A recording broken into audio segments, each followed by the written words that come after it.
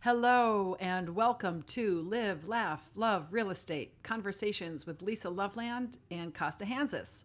We hope you enjoyed our last episode where we had mayoral candidate John Santiago on. And this episode, you get me and Kosta. There you go. We're here. We're back. We're back. We're back. It's a beautiful sunny day. Obviously, the city is back in full swing because both of us had a heck of a time trying to find parking. Walking down Newbury Street, everybody's out to lunch. There's a wonderful, wonderful city vibe out there. For sure. So I think we're kind of getting back on course. So today we wanted to just talk about what we've seen in the last few weeks in the market. It's pretty interesting to see how quickly things change in the real estate markets amongst the city. We're going to talk about rentals. We're going to talk about buyers. And we're going to be talking about what we think is going to be coming in the third and fourth quarter. Sounds like a plan to me. All right, let's like start with rentals because 3 or so months ago, you name it, you could do it. I mean, there was enough property, no one was making any moves, and now all of a sudden, as Kosta will tell you, there's multiple offers in on rentals as well. So, take it from here. I could talk about this all day, but I think the interesting part too is since I started doing leasing in the Seaport, especially seeing the prices when I started, that was back in 2020 and pre-COVID, the prices were still high in the Seaport. Things were going, there were specials kind of, but there wasn't really. There was like maybe a month's free, or just depending on what unit, for example, you went for. If you went to like an upper class 2-bedroom or 3-bedroom, maybe they would throw in a month or offer something. And then as soon as COVID hit, the price is there because I always just like to stay in terms of the market, see what happens. You saw buildings all around the city too, not just the Seaport. I'm just talking about that because I've had experience directly working for there, but all around the city you saw 2 months free it started out with, and then it slowly crept up to 3 months free, 3.5 months free, and I was like, what is going on? But the thing is, the buildings just needed to do their best to get people in the door, but at the same time, it was who wants to come to the city at that point? Everything shut down, and I think the biggest thing is there was no clarity. It was like, I'm moving the city, I'm working from home right now, I don't need to be in the city. It was just chaos there. And then now, as I see, because I get the notifications that come up to about apartments that I've looked at in the past too, the Seaport prices are like higher than I started working in the Seaport way back before 2020. It's like no availability. It's like $2,000-$3,000 more. I saw like a 2-bedroom that in the different building that I worked at. It was like, I think it was like $7,000, $8,000, and I was like, when I was there, it was like $4,000-$5,000. Now it's $2,000. So prices are high. There's realistically no deals. There's just too much demand. In terms of the biggest market that I have been dealing with lately is South Boston. Mm-hmm. And it ranges from 1 bedrooms, 2 bedrooms, 3 bedrooms. Not any 4 bedrooms I've been really dealing with right now, but there are 16 offers on a 2-bedroom. That's 20. Just mind-blowing to me. It's crazy too, because it started out as soon as there was clarity. I think it was May 29th, stuff opened back up. And they were like, everything's opening back up. And then there's clarity. The city, you can go enjoy the city now.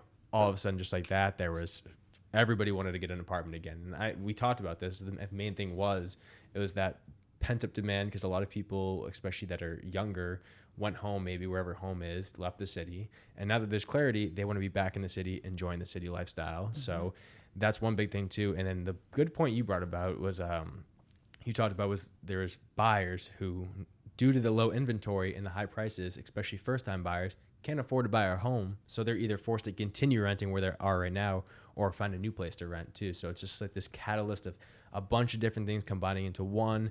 And now that the Southie really real estate market in terms of rental is like the housing market. And it's just, It's tough to get offers accepted. Yeah. And what have you been doing to get them accepted? Because you've had a great few weeks. Right. Which is, it's good to see. I was before the last couple of weeks now, I think probably last month now, or a month ago, I was just hitting a dry spot in terms of just like mental fatigue in terms of different things, personal and business related, just different things like that. And we had many conversations, and it's tough to always see the end goal no matter what. It's easy to put a lot of pressure on yourself, especially as a real estate agent or any entrepreneur, because at the end of the day, your success is up to you. There's nobody you can complain. You can't complain to the boss and be like, oh, they did this or they didn't do that, or it's because of this hour, is it because of that? You really can, and you have to blame. And there's a lot of pressure. That's why it's being an entrepreneur, even though I don't always like saying being an entrepreneur, but really what an entrepreneur just means is anybody that owns their own business or like has their own business of some sorts too. So anybody that's in there understands that it's a constant battle, because one day could be good, the next day might fall apart. You could have a deal that you've been working your ass off for a while, then all of a sudden, oh, this plan changed. It's nothing personal at the end of the day, but it's just, it changes, and then something you've been waiting on for doesn't happen, and it causes fatigue at some points too. But Go ahead. I was just gonna say, in terms of the go back, I circled a little off course there in terms of the past weeks, but in terms of real estate, in terms of rentals and getting offers accepted, I did something on my story. I posted some tips along there, and I like to post various tips there to renters. A lot of my audience on Instagram is especially kids that are around my age and younger, and most of them are renting. So I like to put rental tips there. Same thing with sales, because people that are renting right now are going to buy a house at some point too. So Absolutely. they still need to be knowledgeable in Build that. your network.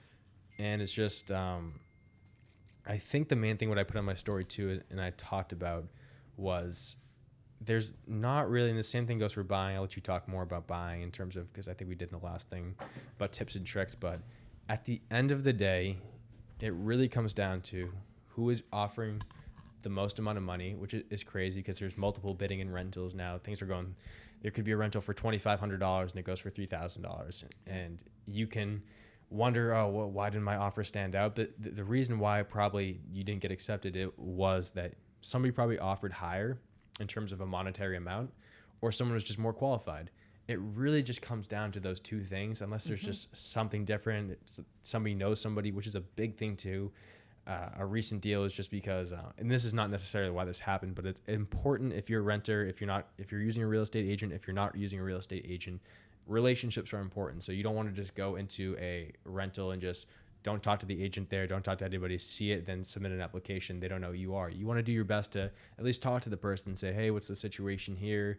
I would introduce myself. I'm the agent. These are the clients, and have a conversation so that person then knows about you and you're not just another applicant. That might help. It feels as though those different things like that do help, whether that's in real estate or anything. You introduce yourself, you form a personal connection. Those things will help stand out. But in terms of just textbook stuff, have all your paperwork ready to go. Don't be asking the agent if it's like, oh, what else do we need? The reason why having a real estate agent helps is they do all the work. Like, for example, the clients come to me, I'm just like, hey guys, we like this rental. What I tell a lot of people to do before is send me everything. Send me your proof of income, your IDs, everything like that, so I can have everything ready to go. And then when it's time to go, just fill in the address on the application, signed, and we're sent everything over right away. So we're right in the door. And it helps to have an agent too as well, because it just helps you stand out amongst the rest and cut through some noise. So those are a few different tips right there. There are different things too, but it's not, there's no magic trick to it. Everybody wants to see, well, how do I get offers accepted or anything? Or how do I lose weight and take this magic? It doesn't work like that. It's the simple things again. There are no magic pills, unfortunately. I wish there were. You know what? I don't even wish there was too. I think we've talked about this on another episode or just off camera too, about achieving goals and success. Like, if you don't put in any work towards it, I think 75 hard we were talking about off camera. If you don't work hard to something and it just comes out of nowhere, there's no really reward process in your brain. It's not the same thing, and your brain doesn't really treat that the same way as if you were, for example, were running a marathon or something like that, where you actually physically worked hard every single day to reach that fitness goal, versus you took a magic pill and you just got there. It's not the same. So. Right. You're training your mindset too. You have to have a lot of patience and perseverance in this business, and going through these hard knocks. There's no other way to get to the other side and have continued success other than to go through this stuff. So kudos, because I love hearing the stories. I'm just so glad they're not mine right now. Yeah, they're entertaining. I'll have them in a few weeks. Unfortunately, right now I've got I would say good batch of cookies right now. It's going smoothly. Now, with your clients, are you finding that these renters are just changing the apartments that they want to live in, or have they been living at home and now they're getting into the rental market? It's a mix of both. I would say a lot of the times, a lot of the things, what happens is, say someone's living in a 4-bedroom.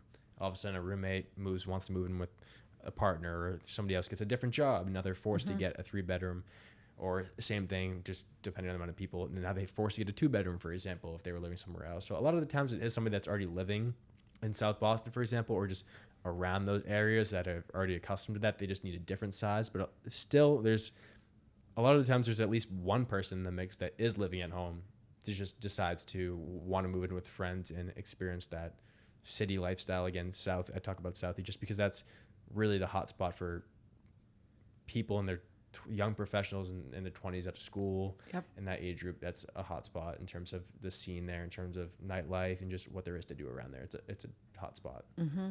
No, absolutely. So there's rental market is hot. The sales market in the suburbs is still super, super, super competitive and busy. The city, from what we're experiencing, I don't know if everyone else is experiencing this, but it's still it's dragging a little bit. You see the bustle in the neighborhoods and the restaurants. So I think that's a very good sign that it's coming back. With most people getting vaccinated, I think we're starting to turn that corner. And this is not a sales pitch, but it's not a fact because we don't know it to be absolutely true. But it's maybe a tip. If you are looking to buy in the city, now is a great time because it is a little soft and the prices are still high. It's all relative, but sellers may be a little bit more open to a softening in a price or a creative situation, creative deal. So if you are looking to buy in the city, this summer is probably a really good opportunity to get in and take a look and see what's out there. Definitely agree with that. I mean, everybody wants the time. We talked before too, but everybody wants the time selling, right? When do I buy? When do I sell? I want to get a good deal. It's like now, especially, I couldn't agree more in terms of down, especially in terms of the city, or even before, like the times during COVID, the city was even more quiet. That would have been a great time to get in. It's different case by case basis. I think you talked about before too. If you need to buy, you need to buy. If you need to sell, you need to sell. But I think the big question is for people that want to sell, what would be some sort of clarity? What would you get? A tip would you give to somebody that's like, I kind of want to sell my house right now. Say they're living in the suburbs or somewhere. Say they want to sell their house right now, but they don't know if this is now the right time. Am I timing the market right? What would you say to someone like that? I mean, it would all depend on. I would need to know a little bit more about what the ultimate goal that they were trying to achieve. But my answer is, any time is the right time. If you need to sell. Now, one of the big holdbacks right now for sellers is that where are they going to go? And that's an absolutely legitimate concern. And what we would tell them up until about a few months ago is, well, just rent, bank your money, take your time, look around. You've got cash in hand, you know exactly what you can budget, and you can put together a strong, clean deal. Right now, it's also hard to get a rental. But the answer to that would be, it's a great time to sell because we don't have inventory. And if we can't find you a place and we can have rental as a backup, we can always find a rental. It might not just be in one of these hot neighborhoods, but it's only temporary. Renting is only temporary. It's always amazed me how sometimes renters get more concerned with having everything be perfect than some buyers do. And you have to remember that even if you were building your house from ground up, chances are it's not going to be perfect. So looking for perfection is not what we should be our goal when we're looking for any kind of housing. We want to check all the critical boxes, the things that we absolutely can't live without, and then we have to have a little bit of flexibility and open-mindedness when we go out and start looking around, and then you'll secure a place, and then you make it your home. So I think that would be my advice. I think so that's for sellers. For buyers, and we talked about this a couple episodes ago, I believe. One of the strategies that we're doing is looking at things that have been on the market for longer. And it's so funny, everyone, and it's fine to ask this question. Of course, why wouldn't you? Why has it been on so long? And I always laugh because, right. That's relative Something as well. wrong with it, isn't it? It's been on the market for a while. What do you mean? It's true, though. That you want to go in on those things because, again, sellers are wondering, where's my offer? There may be some flexibility in it. And the last few weeks, we've had some pretty good buyer wins because we've gone into opportunities that have been on for a little bit. And we've also gone into markets that are city markets just outside of the city. So like Dorchester, right on the Milton line. we've been able to get some good deals, and not as competitive. The things we've been in have not been competitive. So once you start to kind of open up that search and have your real estate agent take you through your strategy, hopefully that's part of it, and you're open to it. There are deals to be won at reasonable prices without a ton of competition. 100% agree with that. I think the big thing too you were talking about before, there's so many similarities between renting and buying too, just in terms of not really the process, but in terms of what you're looking for. I find a lot of the times, and we talk about it, it's renters get almost attached to the property. And then it's not that we don't want somebody to find the perfect property. Sure, in the most idealistic world, you could find the perfect home that had nothing wrong with it and nothing ever went wrong with it. And you could find... And then we're going to buy it first. Exactly. We'll buy it before you even know about it. But, and rental, same thing too. Of course, you'll find the perfect rental for the perfect price and the best location. But that just doesn't happen.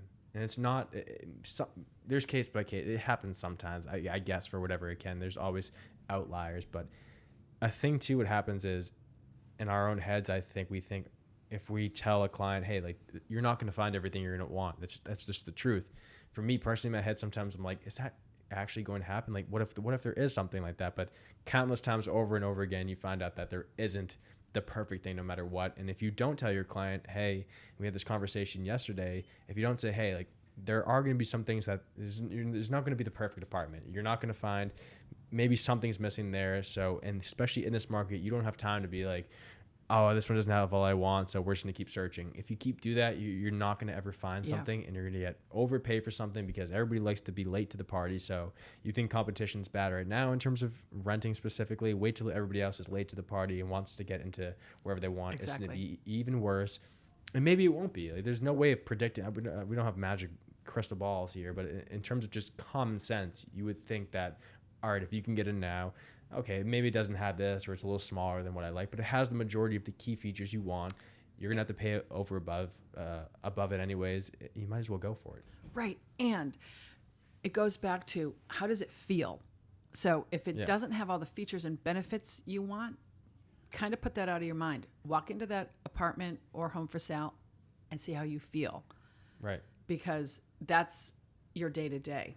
You'll forget about some of the other little amenities as you're living in it, but you won't forget about how it feels. How's the light? What's the layout? Is the bedroom big enough? Is there enough closet space? Is it in the location within walking distance to the things that you want to be doing or that you're active in? All those things are huge considerations. So once you get something that's in your price point, go in and see how you feel when you're in the space, and then put together your offer strategy on a rental or a sale. Definitely. Like, for me, and I was going to give this example, a friend was asking me, but for me personally, like, whenever there's a scenario, it's like, all right, we need to check out, there's 3 different or 4 different options. All right, so we have to go check out each one of them. And then after it, whether it's like planning for an event, you have to check out 3 or 4 event planners before you pick one. Whatever it is, for me personally, as soon as I find that if the first person has everything I'm looking for and it feels right and a good connection right there, I usually don't like to see the rest of the other people, no matter what it is. Like, if I'm buying a car, a pair of shoes, or anything like that, I'm like, I'm done. This has everything I want. It's just natural like that. I was like, why do I need to go see something else if I've already have everything? Okay, maybe if I waited and I check out all 3 of them or 4 of them and then analyze it, time goes by, you kind of just wasted time. And then there's something about the momentum of just energy, and I don't know whether it's like, I just like to, when I want something, I want something. That's a big thing. I'm bad with it. They're all different personality types. I happen to be that personality type as well. It's just, some people are so much more analytical. Yeah, and it's just, that's not going to, it's certain industries and certain things that can work for, especially if it's like a big business deal where you have to really make sure like everything's exact in the paperwork and different things like that. But if it's a decision based on like a house, it's an emotional decision. Yes, that's right. You don't want to be like, all right, I love this house, but it's not practical whatsoever. It's like has 10 bedrooms and there's 2 people. I just want it just because I want it. Hey, if you do, that's fine. Like, we'll get you the house. But in general too, just like, you have to have the feeling for it. If it feels right and it makes sense, go for it. But the issue, I think too, is if you're dealing with people that are, especially renters, or even there's multiple people involved, you have 3-4 different opinions. Yeah. So you don't really know. They might tell you something, but there might be an underlying issue that's really a different thing. They just don't want to tell you because people don't like to tell you the truth a lot of the times too. So that's a big problem that you find. How can you get each person involved on the same page? That's a tough one. It's a tough one, and you just have to do the best you can. Because again, when you have multiple people in a transaction like that with multiple different communication styles and comfortableness, if that's the right word, with being able to express what their needs are, it can be a challenge to make sure that you're understanding what everyone's looking to get accomplished. I think especially as the agent, we're just like therapists at the same time too, and just our job isn't to tell you necessarily what to do and what you have to do. It's to guide you along the process and show you what that could look like. And then when a decision has to be made, if you feel as though the client isn't making the right decision, then it's our job to at least be like, hey, I don't really think that this is the best option. Like, this has everything you want. This is a good option.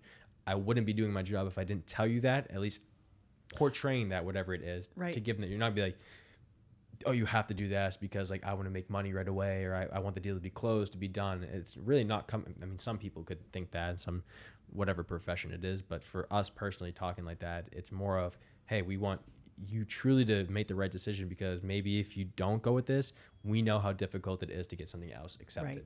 And it's also the pushback isn't pushback from our own self-interest. The pushback is actually pushback from what our clients have previously told us that they wanted.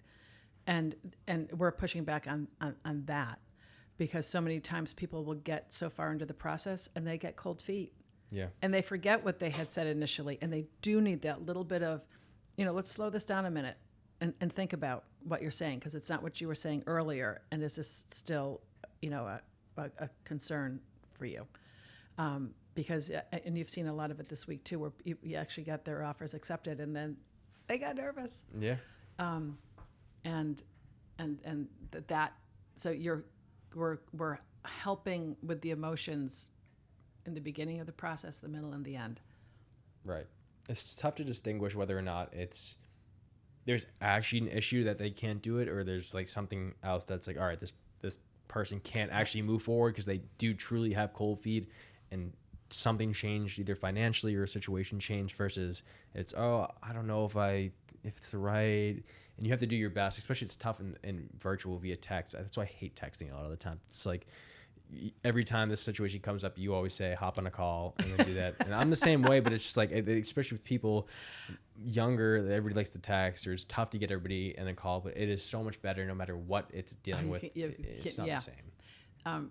I love all different modes of communication. Texting is so fantastic for just the quick stuff. But in the conversations where tone matters and listening in order to be able to figure something out and ask another more detailed question to get further into what the real concern is, super hard to do that in email or in text. Phone is always good, but a lot of people don't like to pick up the phone. They don't have the time to have those conversations. But it makes every situation and transaction and deal interesting and different. Definitely. To figure out what really makes people tick. And I think for buyers, sellers, or renters out there, one of the things we can absolutely say, regardless if it's whether you're doing business with us or any other agent, and we've said this before, but it bears repeating, you really need to feel comfortable with your agent so that you can openly and honestly communicate with them. Because if you don't, we can't negotiate to the best of our ability on your behalf. And that's just the plain truth. And if you're hesitant to give someone, all of that personal and financial information, it's absolutely understandable. We all like to hold things close to our vest. It's just how we are as humans. But open it up a little bit, because it's going to better serve you. If we know we can't make you, we're not going to open up your checkbook and write the check and force you to do something. It's always your decision. We can just do a much better job in representing and negotiating for you if we know what the real deal is and what your true bottom lines are. 100%. It's awkward too when you're going to negotiation not knowing whether your client's on board with what you're saying too. It's like they expressed interest in it too, but sometimes you go through this process of negotiating on the back end, which they don't see a lot of the times too. Mm-hmm. And it's like, then at the end, oh, I don't want to do it. It's like, all right, well, it just happens. There's nothing that we can really do about that. It's part of the job, but you're going to do a lot of things that don't work out at the end of the day. And it's not necessarily personal, but if you did have a better understanding of where they were coming from, then maybe you could have proposed the deal a little bit differently or set it up that it would end in a different situation. But every situation is different and every person's different. They all kind of jump into the same kind of categories. Different things overlap. Right. You just have to make sure you have the foundation, the pillars down before you go. Your head goes all over the place and you kind of lose your mind. It can happen. Yeah, it can. It can. It does. Oh yeah, it does. But yeah, we control our own. We control clients' emotions, and we control our own. We emotions. have to control our own emotions too. It's goes both ways. It always does. A lot of people, not necessarily that real estate agents or salespeople in general are fake too, but a lot of times you do have to suck up your emotions too at the same time. It's like, obviously I would like things to go perfectly, and obviously we might be like, oh shit, like this should have worked out, or be angry, but then you just calm yourself down. You're just like, all right, you see the bigger picture in the deal. We got to do a better job at doing this and really get this closed. But of course we go through the same emotions too. It's like, it struggles at the same time too, but nothing's not a struggle. So I think the more you can share that with people and be like, hey, like I've had struggles too in the same time too, then Absolutely. It's relatability. Right. And emotions run high in these things because of so many different reasons. Big moves and changes, big expenditures, not knowing, unless you've done repeat deals with your agent, you don't know them that well. You haven't had the time. So it's, we control our emotions and we want to help. But bottom line is it's not our process. So we want to help you through the process in whichever way that goes. So you tell us what you need and we're going to get you there. Couldn't have said it any better. I think that's really, I don't know if there's any other tips I can really give in terms of rentals. I think I went into good detail there. I'm curious to see and excited to see where the market continues in terms of the demand. Is it going to get even more crazier? I would say it probably will be, just because more and more people will be like, all right, I do want to move here now, and really know their situation. So I think demand will be higher. And if you're a renter out here listening to this and you get a deal, whatever it is, and you're in the door, just realize that it's hard to do that. And if it didn't happen for a reason, a lot of the times too, it's because your offer stood out and different things like that. And that not necessarily just because you were like, oh, like this didn't have all we want and there could be a better one. If you go down that rabbit hole, it probably will not end good, just because you felt comfortable and you feel confident. Oh, I got accepted into this one. I can get accepted into something that I have all the features. Yeah. It's not going to happen. And sometimes that's just being being young. Yeah. It's true. So if you find something that you like, grab the seat. You don't want to not have a seat when the music stops. That you do not. And if you're looking to buy, sell, or rent in the city, you know where to find us. Loveland Group. And until next time, thanks for joining us.